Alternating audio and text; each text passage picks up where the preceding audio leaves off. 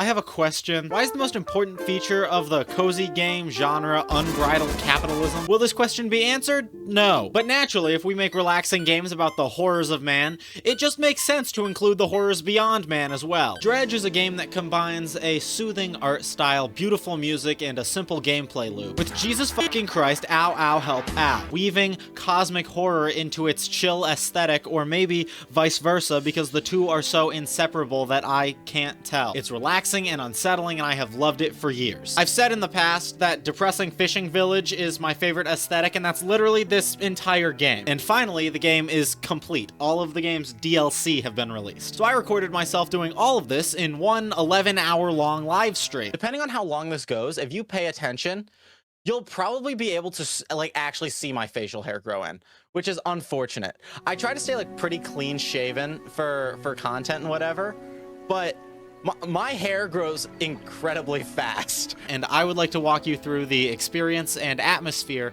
of playing this game. So without further ado, let's talk about Dredge. You wake up after having apparently been through a terrible storm. Your boat was wrecked, but the mayor of the town of Greater Marrow has graciously loaned you a boat and sends you back out fishing. This game takes after survival horror titles like Resident Evil, in that your inventory space is determined by your own skill at Tetris. Different items take up different amounts of space, and it's up to you to figure out how to fit as much shit as possible into your little boat. But luckily, you have as much time as you want to do this, as time only passes in this game when you are moving or while you're fishing. However, if you stay out too late, you'll begin to see this eye open. This is your panic meter and essentially represents your sanity. The longer you're out, the less sane you are, until eventually the horrors of the deep begin attacking you, including but not limited to tentacles, the thing that killed Steve Irwin, tornadoes, whispering, and a vor fetish. And fun fact, the other way to experience all of this is by dropping acid and watching The Cat in the Hat starring Mike Myers. Oh yeah! So eventually you pull back to port so as not to be subjected to and meet the rest of the town of Greater Marrow. The aforementioned mayor. Oh shit, I made Dean's List again. Nice. The fishmonger, to whom you sell whatever fish you catch in order to make a profit. We must purge the waters of the scourge of capital. The shipwright, who repairs and modifies your ship along with selling you different parts. The builder, who literally does not fucking do anything. And the lighthouse keeper, who is mysterious. Bad luck to kill a seabird, or however the hell Willem Dafoe says it. This is the basic gameplay loop. Go out, catch fish, come back. Different fish require different rods to be caught, so you sell the fish to upgrade or replace your rods, along with your engines and lights. At this point, you'll really only be catching things in the shallow, coastal, and maybe oceanic ranges. You unlock the ability to buy more powerful versions of all of these items by using research parts, which you get for completing quests or just kind of finding out and about. After enough fishing, you'll eventually pull something aboard that isn't quite right. These are aberrations. An aberration is defined as something that is different or unusual. These are your signs that something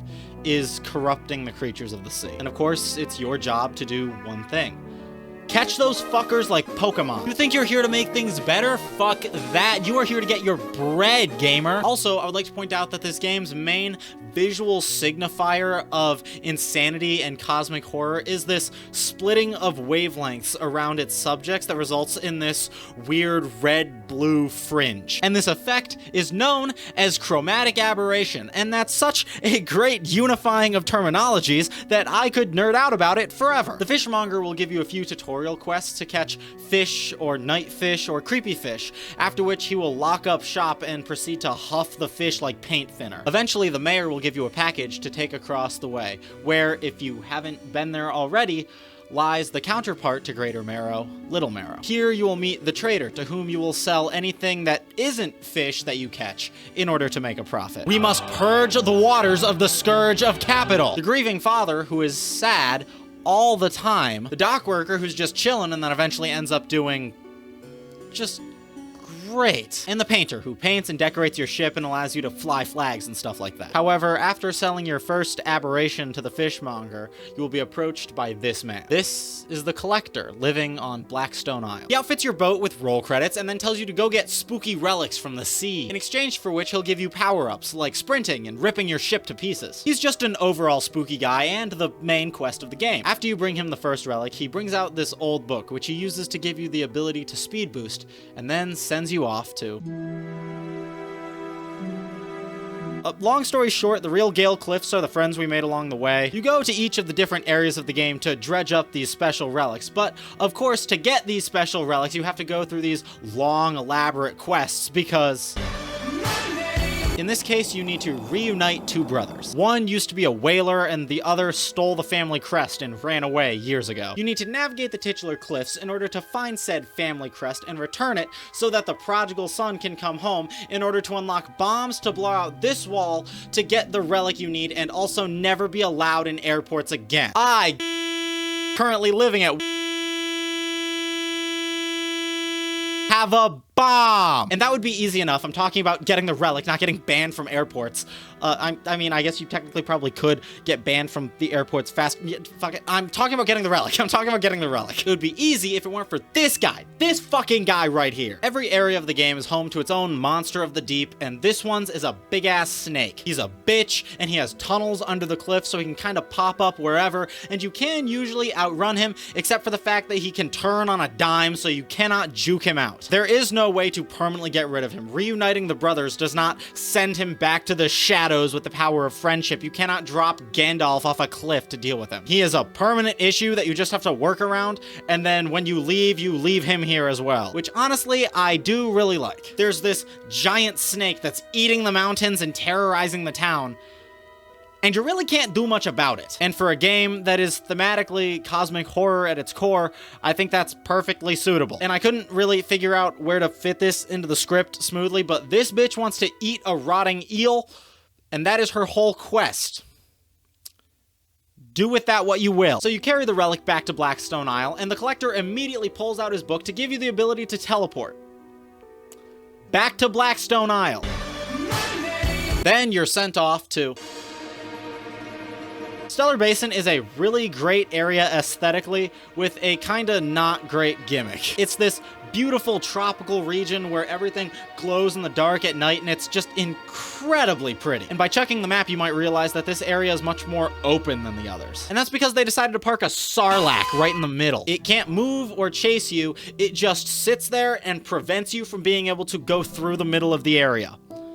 That's it. And guess where the relic that you need to find is? So instead of making straight lines, you now have to make round ones around the sides, which according to Pythagoras, take longer. And you really just end up traveling back and forth along this line here to visit 3 different locations. The abandoned research outpost, the old fortress, and the traveling merchant.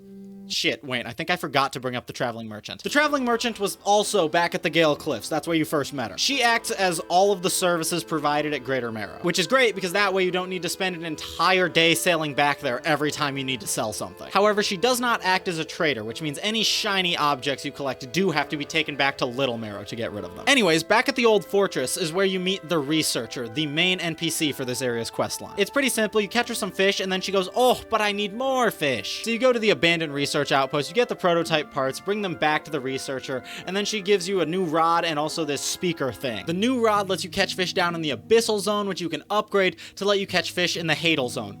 I'm pretty sure it's pronounced Hadal. It might be Hadal, but I think it's Hadal. Then you go back to the research outpost, plug in the speaker, and put on your playlist that will scare the hoes. I like to get my dick sucked while I'm getting high. And go get your sweet, sweet relic. Again, back to Blackstone Isle, Spooky Book. He gives you the power of a nightlight to scare off monsters, and then it's off to...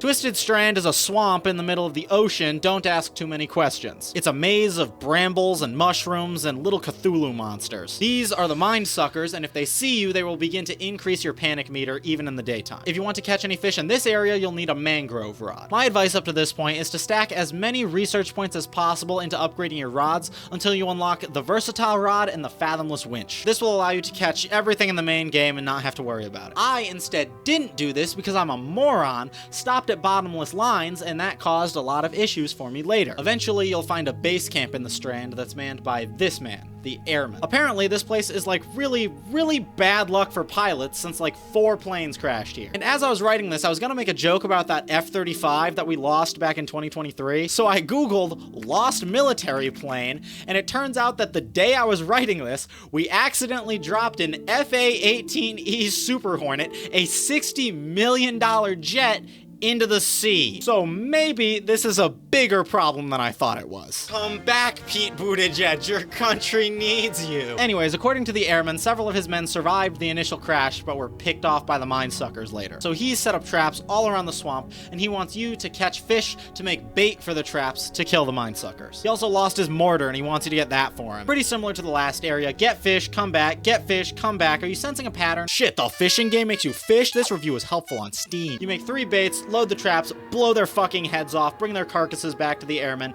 and he conveniently finds the necklace you need on the last one. You take it back to Blackstone Isle, and the collector gives you the ability to summon fish at will, and this is where you might get the opportunity to interrogate him a little bit more. But we don't have time for all that. We need to go to... You pull into what appears to be an ancient city ruins, long since flooded and covered with decades of volcanism, harkening back to a time of discipline, artistic mastery, and dedication to aesthetic beauty, all eroded and reduced to rubble. And this place fucking blows. Fuck this place, fuck its tight turns and rocks, fuck these fish, fuck all of it. Eventually, you'll dock at this island and meet the Fanatic, aka what I assume Joe Biden is doing after being president. He tells you to go collect 3 fathomless flames from 3 altars, which of course demand fish. So of course, you know the drill: catch fish, do quest, take drugs, kill a bear. And again, this would be pretty easy, relatively, if it weren't for these guys. These are piranhas, and all they really do is slow you down and call their mother. This is the unseeing mother, blind as a bat and hits like a truck. As the name suggests, she cannot see you, but her children will guide her towards you. Once you collect all of the fathomless flames, after single-handedly propping up this region's boat repair industry, the Fanatic wastes no time and immediately self-immolates. It is the most extreme form of protest and leaves behind only a pocket watch, the last relic, which you can take back to the collector and use to complete the game. Except I paid like 20 bucks for the DLC, and I'll be damned if I don't get my money out of that. The Pale Reach is the first real DLC that was made for the game. So this is the main game. This is the DLC, which is the second DLC, and by most accounts more comprehensive. This is the Pale Reach DLC. This massive iceberg has floated up from the south and is the keeper of many mysteries and new fish. But first, you need to get past... I don't know why I'm doing so many cutting myself off bits in this video. I'm doing it like a lot more than I normally do. And I immediately do it 2 more times right after. And to get past, you need to use... This is the creature that the game refers to as the narwhal. Because I guess, like, what else are you gonna call it? Friend. Basically, you need to pack a bunch of fish onto the wall to get the narwhal to jump through the wall in order to clear it and let you through. Apart from that, he's not that big of an issue. I could outrun him most of the time. You dock at a makeshift campsite and find a man frozen in a block of ice. Cue that one Scooby-Doo edit. Am I glad he's frozen in there and that we're out here and that he's the sheriff and that we're frozen out here? He tells you that himself and several other members of an expedition got tempted by a voice of the deep, and now they're all frozen and you have to find a way to break them all out because... Boat around, catch some fish, and assemble an icebreaker for the front of your boat. And then you use the icebreaker to get these ice picks to break the frozen dudes. There's also this big leviathan that you're slowly killing as you break the ice. So, you come here often? Once you do all of that, you're rewarded with the best net in the game and a portal that takes you to and from Blackstone Isle. I didn't really use nets all that much, I'm not gonna lie. I didn't even mention crab pots in this video, actually. But because you can already teleport from anywhere to Blackstone Isle, you can now teleport from Blackstone Isle to wherever you put the portal. And that was pretty useful, especially for the last DLC of the game.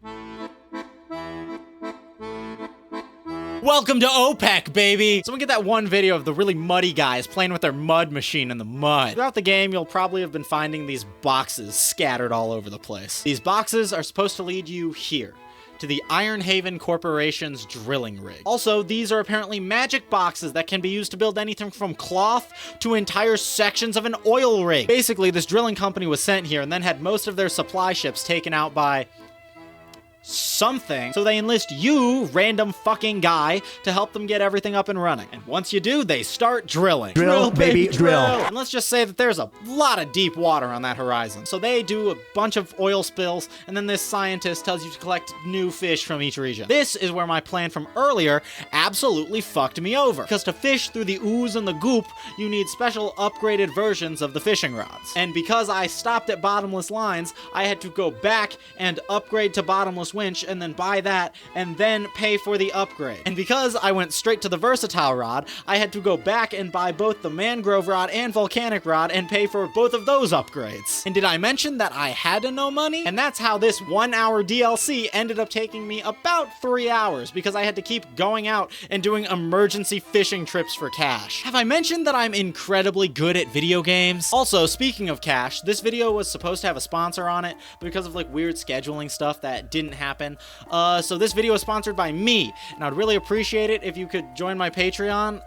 That'd be great. I like buying groceries. Thank you. As you continue this quest, a few things happen. 1, the scientist that you're giving fish to starts to go a bit cuckoo for Cocoa Puffs. And 2, big monsters start threatening the oil rig. Both of which end in 1, the scientist turns into a fish and I guess a Riverdale teacher and jumps out the window. And 2, Leviathans take a bunch of chunks out of the rig and stop the drilling. But of course, you can still use it for upgrades before people are extracted. This can give you perks such as a big new hull upgrade, which of course I did not do because at this point I'd been streaming for like 11 hours and was starting to lose my mind. But thankfully, I could finally end the game. Finally, you go to confront the collector and ask him about the book. He's evasive. He tries to play games with you. Eventually, you lose your temper and throw Wild Haymaker, only to discover that the doorway he's been standing in isn't a doorway. The book is in your hand. It's the cause of all of this, the monsters, the fog that rolls in at night. And you did all of this for one reason: to resurrect your dead wife. Yeah, that's a B plot that is going on in the background. I didn't have time for it. And from here, you have 2 choices. You follow through with your original plan, you complete your ritual,